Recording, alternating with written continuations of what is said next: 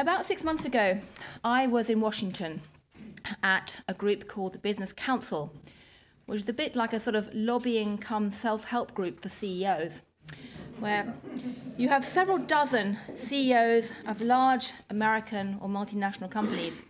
Interestingly enough, they're increasingly actually not American these days, who get together, talk about the issues of the day and try to lobby, but I think also engage in an awful lot of group therapy.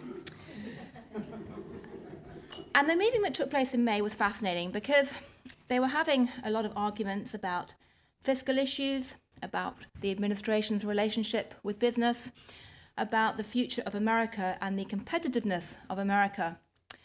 But one of the most interesting things was that this group had done a survey of its members a few weeks before, asking the CEOs which group or which institution they thought had done the best job in terms of managing the crisis over the past year.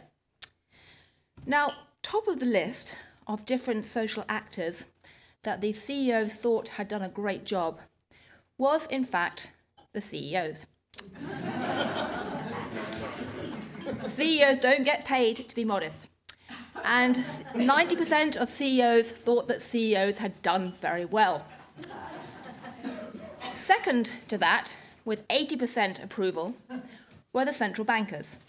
I'm not sure they'd be quite the same today, perhaps, but that was quite interesting. Right at the bottom, with a 5% approval rate, basically competing with the Eurozone for negative marks, was Congress. And just above that was the presidency.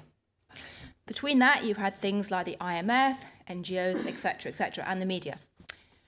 In third place, way, way ahead of Congress. Can any of you guess what was there? The military? Sadly not.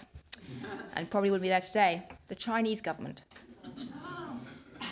American CEOs, when they were asked who has done a good job of managing the financial crisis, managing the economic challenges, put the Chinese government way ahead of the American government, and never mind the Eurozone. The UK government wasn't actually there as a separate category, but I don't think they would have been that high.